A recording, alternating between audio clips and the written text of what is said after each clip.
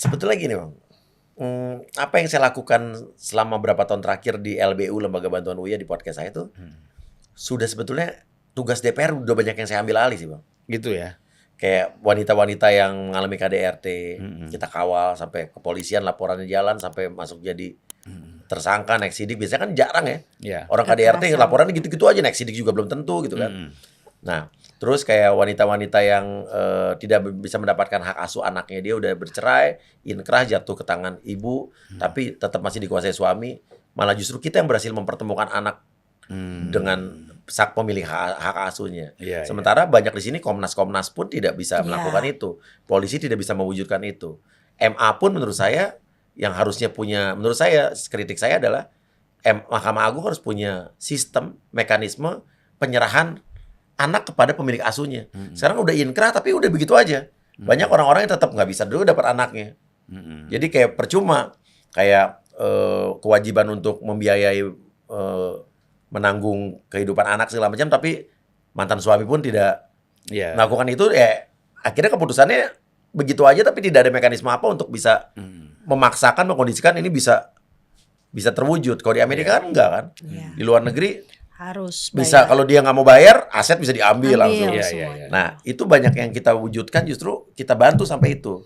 Masalah-masalah kayak kemarin KDRT lagi, terus pemerkosaan Kekerasan terhadap anak. anak.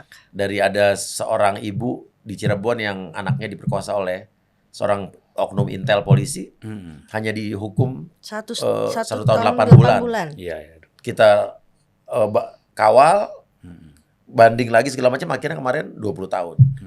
Jadi hal-hal seperti itu, orang-orang yang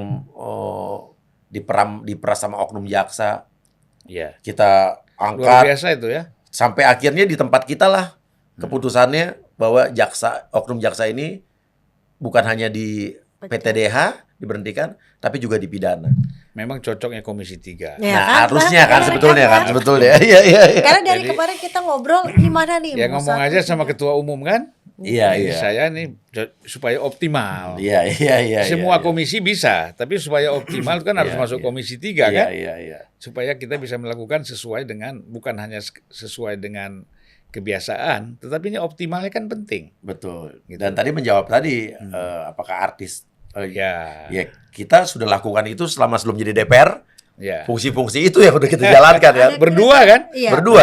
Kan? 3 tahun lebih ya. 3 kita tahun udah lebih. ngelakuin hal Dan itu. malah waktu kemarin kita membongkar soal praktek-praktek di dalam penjara, scammer dalam penjara dan bisnis-bisnis dalam penjara, sampai kan podcast kita dibawa ke RDP di Komisi 3.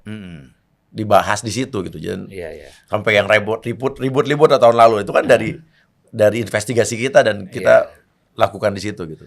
Nah, jadi begini, orang tuh harus melihat Iya. ini artis, Iya. tapi latar belakang dia dalam dunia sosial politik itu apa, atau dalam Iya. bidang hukum, Iya. kan gitu. Bukan ansih Iya, sebagai iya. artis kan. Iya, iya. Nah, justru kan ini posisi sebagai, banyak juga di luar negeri kan gitu. Iya. Ya, artis kemudian menjadi anggota DPR ya di Iya. Itali, di Spanyol kan gitu. Tapi mereka Iya. sebelumnya memang sudah juga berbuat kan.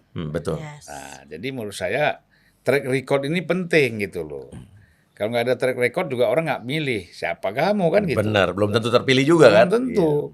Hanya mengandalkan tadi popularitas kan. Iya, iya, Nah, iya. Jadi gitu.